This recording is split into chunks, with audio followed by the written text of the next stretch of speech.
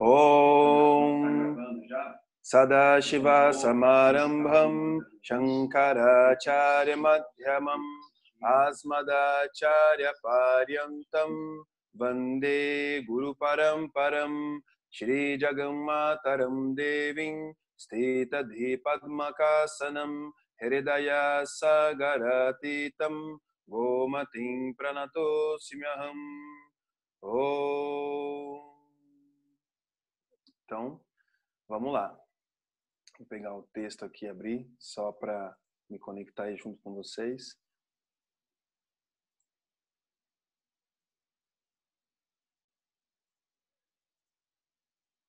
Tá. Então, só relembrando um pouquinho da nossa aula de yoga, né? E a gente falou tanta coisa de yoga já faz um tempo, mas de uma mensagem principal que eu acredito que possa ter ficado, né, da gente, quando a gente falou lá do que é yoga, essa introdução do yoga, eu disse uma divisão, né, eu de uma forma didática, eu separei, né, yoga como karma yoga, um conjunto de práticas, de exercícios de postura, de respiração, de meditação, né, de visualizações, todo esse conjunto que a gente vê, né, quando a gente olha hoje aqui para o Ocidente, para o yoga, a gente vê esse conjunto de elementos físicos apenas. Que esses pontos e todas essas técnicas que têm o seu benefício, eles têm eles são direcionados para um certo tipo de benefício. Só para uma forma didática, esse benefício é um benefício de um equilíbrio emocional e também de um benefício todo de energético do corpo, de manter uma saúde para o corpo, para você fazer vários tipos de exercícios, vários tipos de respiração. A própria respiração e a meditação, elas te dão um domínio sobre as suas emoções. Então, quando você passa uma emoção, você sabe o que você tem que fazer. Aí você está estressado e você faz um Nadi Shodhana e você vai se sentir melhor, entende? Então, você tem um conhecimento onde todas essas técnicas e tudo esse processo que vocês estão passando, vocês têm agora como uma ferramenta de poder lidar com as situações que vão acontecendo no nosso dia a dia. Num segundo momento, a gente tem o que é chamado de Jnana Yoga, que essa segunda parte, ele tá interessado exclusivamente em contar uma realidade para você, em contar o que você é de fato. Qual é a realidade que tem por detrás de tudo isso que você está experimentando? Porque para eu perceber algo, eu preciso pelo menos de dois elementos. Um que percebe e um que é percebido. Para eu dizer que ele está sendo percebido, entende? Então, quem é esse algo que está atrás da minha visão, vendo o que meus olhos enxergam? Então, quando a gente faz essa pergunta e vai investigar quem é esse que está dando a visão para o meu aparelho, entende, ocular, enxergar tudo isso que eu enxergo, nas cores, nas formas, nos nomes e de tudo isso. Então, esse desdobrar, né, desse assunto que fala sobre você é chamado de Vedanta. Então, Vedanta é o estudo final dos Vedas, né? Então, Veda significa conhecimento, que vem da raiz Ved, que significa conhecer. E aí, quando a gente dá um prefixo a, né, e aí fica Veda, a palavra, esse prefixo também é uma indicação. Conhecer algo. Algo o quê? Aí esse é o assunto de Vedanta. E é isso que ele vai apresentar para você. Quando você faz essa pergunta, conhecer algo, mas esse algo é o quê? Esse o quê? Esse assunto é chamado de Vedanta. E é o que está no final dos Vedas. Então, Anta significa apenas final. Então, se a gente vai traduzir, a gente traduziria final do conhecimento. Porque Vedanta, quando a gente chega em Vedanta, a gente já passou por um processo por um processo espiritual, um processo de várias coisas, entende? Eu, sei lá, já fui estudar filosofia, ou eu tive o contato com o yoga, e depois com o yoga eu tive contato com espiritualidade, tive contato com o budismo, com meditação. Então, Vedanta significa que depois de você ter passado uma quantidade de processos e tudo mais, aí você chega nesse final dos Vedas. E Vedanta, ele está contando para você o que está escrito nas Upanishads, que é um texto, né? E esse texto, que é um tema, o único tema que ele está se propondo a dizer é sobre você. Não está falando sobre algo que tem dúvida ou algo, dizer, ou algo que seja relativo ou que não seja possível de ser conquistado. Uma Upanishad é a própria realidade e o conhecimento intelectual de toda essa prática chamada yoga. Então, o que a gente vê até um certo ponto, existe toda uma prática, né, e meditação, isso incluindo as respirações, que vão te dar um equilíbrio, e esse equilíbrio, diria que até uma preparação. Do ponto de vista daquele que estuda Vedanta profundo, yoga é uma preparação para você estudar Vedanta. Porque dentro do yoga, você tem um conjunto de coisas, um conjunto de informações e que de vários processos emocionais que você vai passar, de todas essas técnicas que a gente vê que tem dentro do yoga, aí você chega em Vedanta. Ou seja, você está com uma mente qualificada para você estudar Vedanta. Assim como a gente estuda qualquer tema. Qualquer tema que a gente vai estudar, a gente não começa a matemática começando de integrais, entende? Até você chegar em integrais, você passa por ali adição, subtração, depois fatoração, depois regra de segundo grau, entende? Limite, depois você vai entender integrais. E o que acontece, parece que o ser humano, de uma forma geral, ele tem uma tendência a pular a parte, para ir direto para o final, entende? E deixa os assuntos principais, né, de lado. Então, eu estou te falando isso para vocês pela minha própria experiência. Eu não cheguei em yoga direto. Eu primeiro fui estudar Vedanta, aí dentro de Vedanta eu pude perceber que eu tinha que fazer yoga, praticar yoga, ou seja, não praticar yoga especificamente, mas eu tinha que ter uma preparação para dar continuidade nos estudos, porque a minha mente não suportava aquilo. Então, foi um processo, assim, na minha experiência, que foi muito profundo, assim, onde eu tive que decidir coisas muito profundas, assim, sabe, de sim ou não. Tanto é que quando eu fui estudar, eu saí do trabalho e aí eu dediquei esse tempo só para estudar, entende? Não fiz mais nada, não trabalhava na época, tinha um investimento que eu guardei ali, e aí eu pude ter essa oportunidade de focar só no estudo, né, de tão profundo que esse Vedanta é, né? Então, só para dar essa introdução para vocês sobre o que é Vedanta, né, e basicamente esse mantra que a gente recitou no começo, ele descreve assim todo esse processo, sabe, do que é Vedanta. Se vocês verem depois a tradução, você vai ver que ali ele está dizendo coisas assim que descritas toda a estrutura, né, de Vedanta.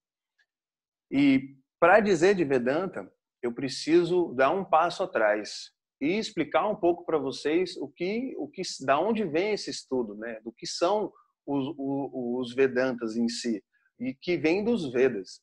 E Vedas é um corpo de conhecimento. Então, é um tema. E dentro desse tema eu tenho ali diversas partes, diversas divisões. Mas, de uma forma geral, essa divisão eu posso tê-la em duas partes. Uma que é chamada Shruti, aquilo que foi ouvido, e outra que é chamado de Smriti, que é aquilo que deve ser lembrado. Então, os Vedas têm essa divisão que não que seria uma real divisão, mas só para a gente poder compreender como é a estrutura, como que é estruturado esse estudo. mas tudo é Vedas. Yoga é Vedas, Vedanta é Vedas, tudo é Vedas. Tudo tá dentro de uma mesma raiz. E aqui a gente só vai dividir para a gente poder conseguir compreender um pouco melhor. Então, essa parte, Shruti, daquilo que vem, daquilo que deve ser contemplado, daquilo que foi ouvido, então aqui a gente vai precisar de uma metáfora, que foi ouvido pelos rishis, os sábios. Então, os sábios ouviram esse estudo e, através do que eles ouviram, eles passaram a ensinar. E por isso que essa tradição tem esse nome de Parampara. É uma tradição de professor e aluno, porque esse processo, ele, na sua origem, ele é passado de boca a ouvido. A gente não tinha essa conexão de internet que a gente tem hoje, a gente não tinha a escrita, entende? Para a gente poder ter uma outra forma de transmitir esse conhecimento. Esse conhecimento, tradicionalmente, isso até hoje na Índia, ele é passado de boca a ouvido, né? Então, se você vai fazer, por exemplo, fazer leitura dos punhos, não tem um material, mas só que até hoje, tradicionalmente, quem se especializa nessa área tem que viver com o professor, tem que morar com o professor para ali na prática, junto com o professor, poder aprender essa prática. Então, tem muitas práticas dentro da tradição que ainda são mantidas dessa forma, de boca a ouvido, que é essa parte de Shruti. Então, uma parte dessa tradição, ela deve ser passada assim, de boca a ouvido, porque Shruti significa ouvir, mas ouvir, a gente não se conecta a nada. Ouvir o quê? Então, esse o quê é o lugar do guru, é o lugar do professor. E por isso esse conhecimento ele deve sempre ter a orientação de um professor, porque a palavra ela só tem um significado, mas o conceito que está por detrás é esse uparama, é essa mudança que acontece cognitivamente. Não é algo probabilístico, entendeu? Mas é algo determinístico. Esse uparama, quando você entra nesse estudo, ele acontece. Então, vamos se dizer assim, quando eu faço exercício físico, eu fiz exercício físico, qual é a consequência e qual é o resultado de você fazer um exercício? Isso é muito interessante analisar, porque a consequência se você praticar yoga, você vai ter consequência de respirar melhor, você vai ter a consequência de fortalecer as articulações do seu corpo, fortalecer a sua musculatura, ficar mais flexível, ter mais flexibilidade do corpo. Isso é uma consequência, não é um objetivo. O objetivo, o propósito talvez seja você encontrar uma satisfação através do yoga. Aí é um objetivo. O que não cabe, não está dentro da minha mão, entende? Não tem um controle sobre isso, mas porque eu vou ter que passar por um processo. Então esse resultado é chamado de palam, não está sobre minhas mãos. Karma palam, o resultado da minha ação. Então a consequência é o fortalecimento das articulações, uma apaziguação da mente, quando eu faço uma técnica de respiração e meditação, mas a meditação não pode dizer para mim quem eu sou. Porque se a meditação tem esse poder, eu vou sentar aqui, vou fechar os olhos e vou ficar perguntando: qual é a capital da África? Qual é a capital da África? Qual é a capital da África? Qual é a capital da África? Entende? Eu sentar, fechar os olhos e perguntar qual é a capital da África, não vai dizer para mim qual é a capital da África. É isso que eu quero poder deixar claro para vocês. Que a meditação ela tem uma função e ela tem uma série de benefícios, mas ela não pode dizer para você qual é a capital da África. Entende? Então, essa diferença é o que é chamado de Vedanta. Porque quem pode dizer para mim qual é a capital da África é alguém. Esse alguém é onde eu me espelho. É o meu espelho. Então, vou dar um outro exemplo aqui. Qual é a única possibilidade que eu possa ver a cor dos meus olhos? Só através do espelho. Não tem outra forma. Então, o espelho é uma ferramenta aonde eu possa conhecer a cor dos meus olhos. Mas os meus olhos não são capazes de ver a si mesmo. Ou melhor, se não houver um assunto chamado Vedanta, que tem como tema falar sobre o eu não tenho como conhecer a mim mesmo. Então, Vedanta é só, ou yoga, aqui, só para criar esse sinônimo, eles são uma ferramenta para que eu possa conhecer a mim mesmo. Porque sozinho eu não sou capaz de conhecer a mim mesmo. Sobre aquilo que foi ouvido pelos sábios e que foi praticado por milhares e milhares de pessoas. Então, isso é Shruti. Isso é o que foi ouvido pelos sábios, não uma dedução da minha parte. Então, esses Vedas, eles não estão falando algo aleatório, entende? Houve um embasamento de anos e anos, de milhares de pessoas que vêm estudando isso. E aí, a partir disso, desse estudo inicial, vários professores veio codificando de uma forma que a gente pudesse compreender dentro da nossa cultura.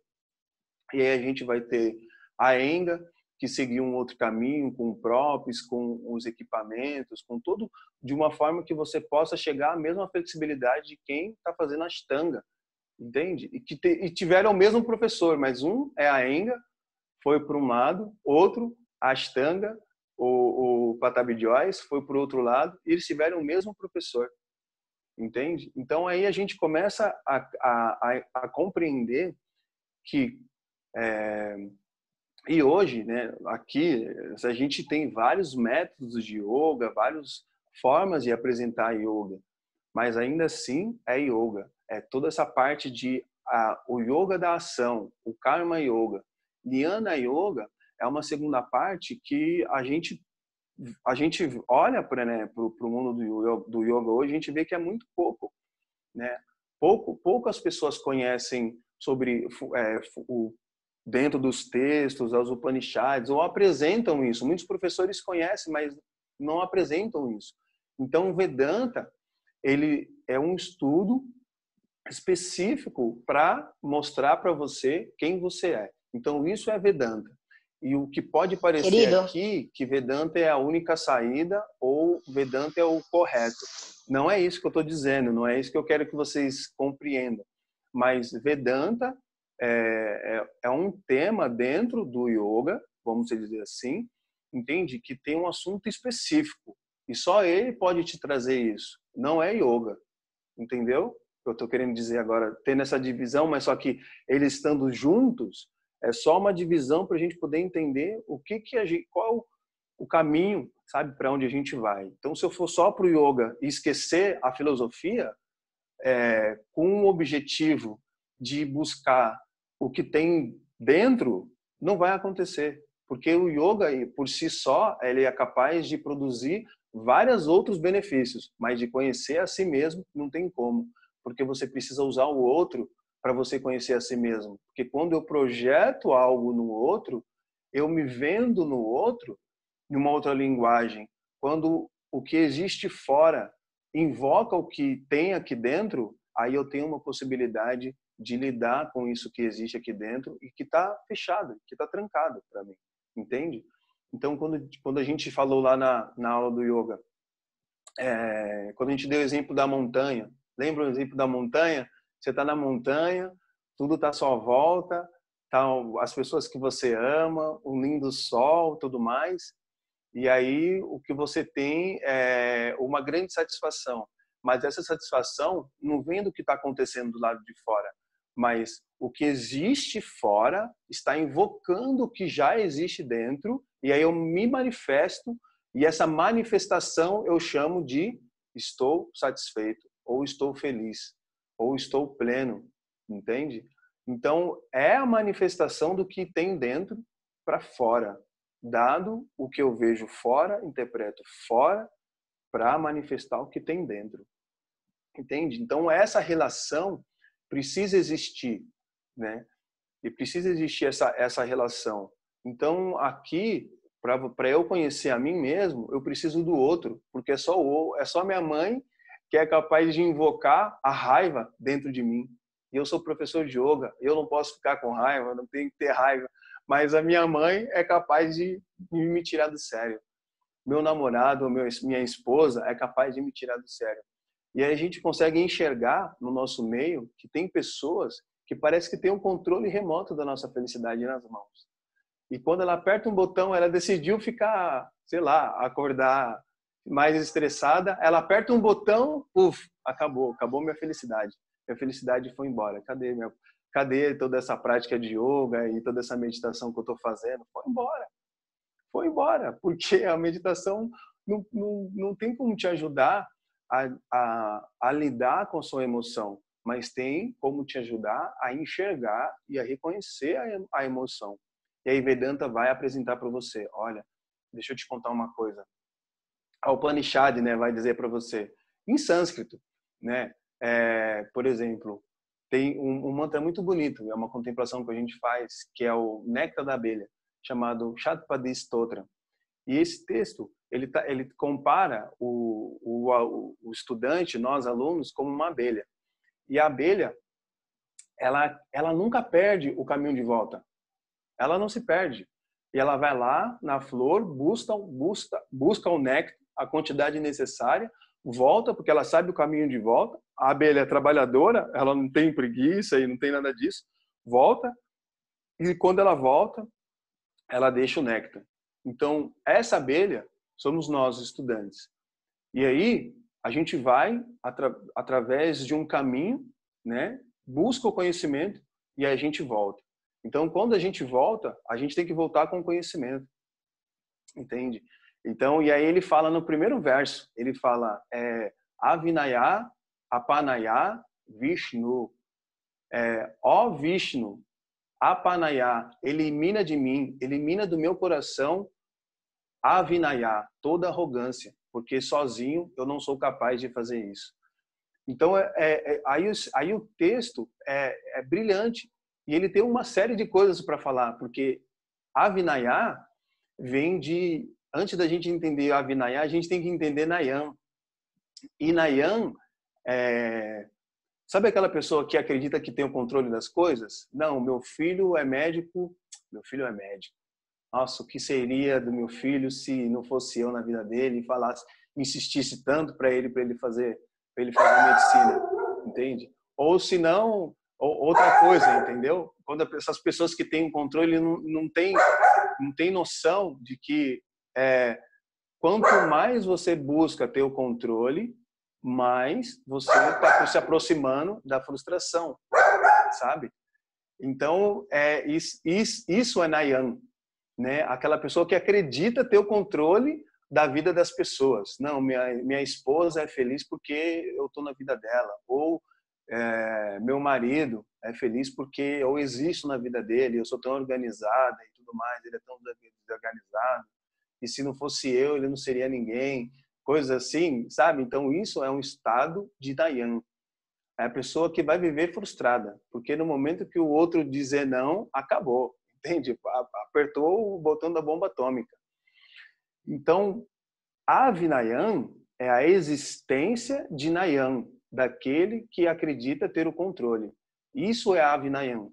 Então, a existência de Avinayam, essa arrogância, como a gente traduz. Entende? Então, só uma palavra tem toda uma beleza por detrás e todo um contexto que estão ligados uma coisa com a outra, né? Então, por isso que Vedanta, quando a gente chega em Vedanta, a gente passou já por um processo de um monte de coisa. A gente já testou um monte de coisa, a gente já fez um monte de retiros. Dificilmente uma pessoa que nunca fez nada ou não conhece nada de espiritualidade cai em Vedanta, né? E é muito importante para que vocês possam entender isso. Qual que é, né, a real essência, né, dentro de Vedanta. Então, isso é Vedanta. Né? Tá aqui disponível para apresentar para você quem você é. Nada mais do que isso. Entende? E dentro disso, você tem um processo a passar. E é o que é chamado dessas qualificações. Né? Porque entende-se que você já passou por um processo. Se você passou por um processo, você tem que ter um certo amadurecimento para certas coisas, para você conseguir escutar o que Vedanta tem para dizer, né? Porque senão realmente vai ficar uma coisa meio que filosófica, ou a gente vai falar assim, não, isso eu não concordo. Ah, isso não tem nada a ver comigo. E Vedanta não está dizendo isso, ele não está dizendo para você concordar com ele e que ele é o certo, mas ele está apontando para você só uma sugestão, olha para esse lado aqui, ó. Olha por esse ponto aqui. Olha esse outro ponto de vista. Será que você já olhou por esse ponto de vista? Faz esse teste aqui. Então é isso que Vedanta está apresentando para a gente, porque tudo isso vai depender da nossa experiência pessoal.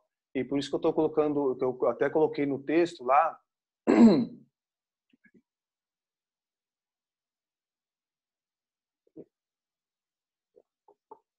por isso que eu coloquei no texto, Atma Pramana,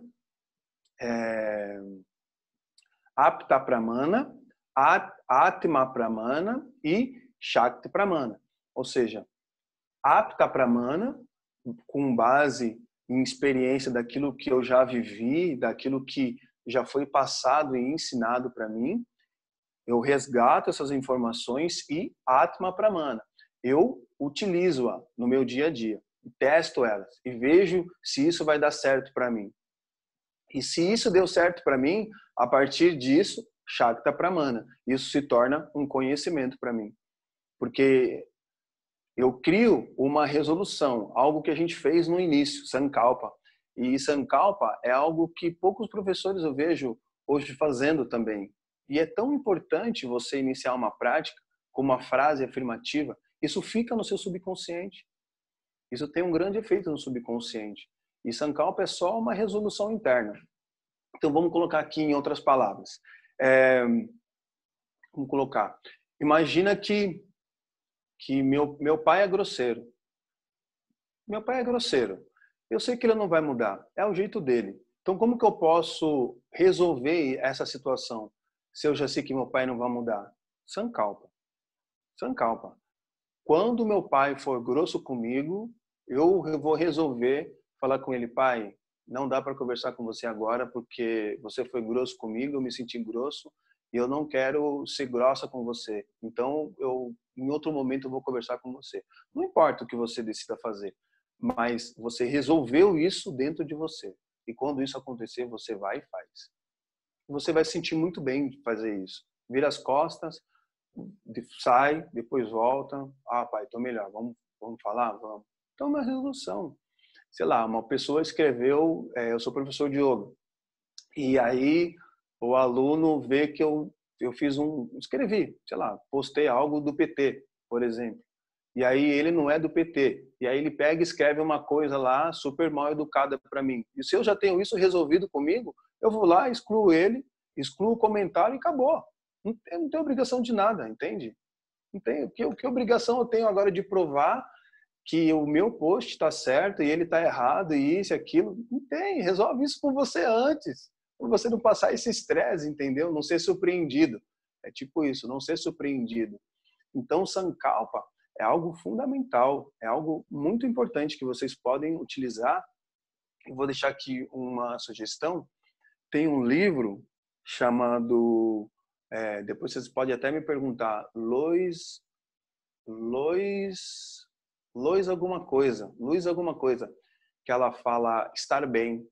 E esse estar bem é um tema, é um livro, um material que fala muito de Sankalpa. Várias frases assim afirmativas e conjugadas no presente, o que é muito importante ser conjugado no presente.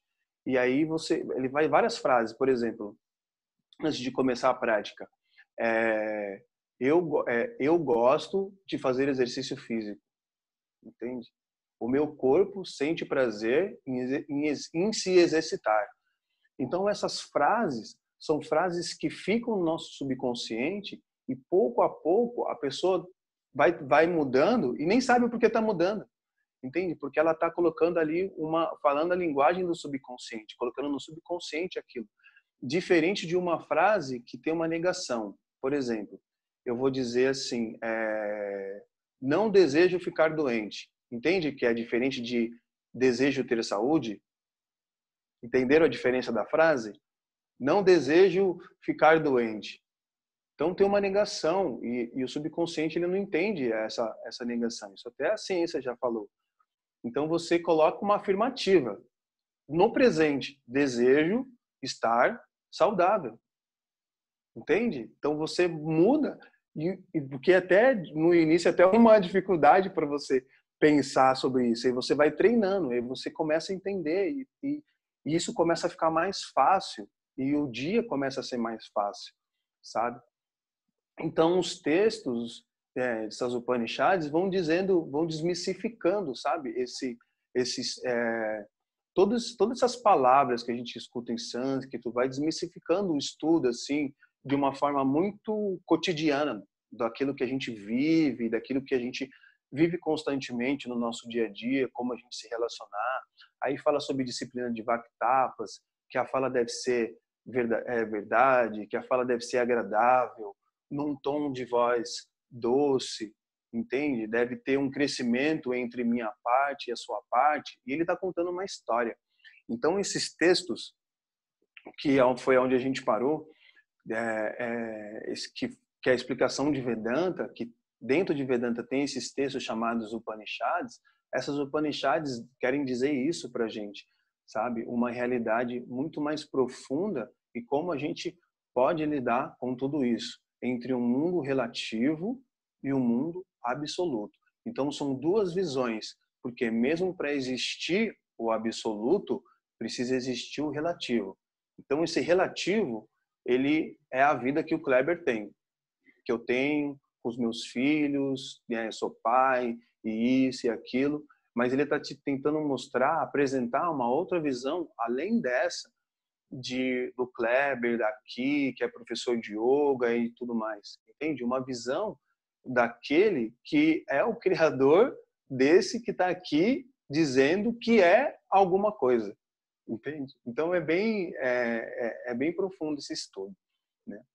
Deixa eu só ver se vocês perguntaram, escreveram alguma coisa aqui.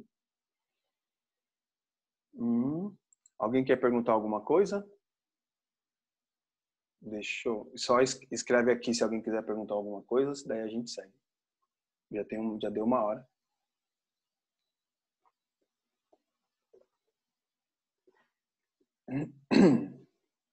Então vamos ver aqui onde só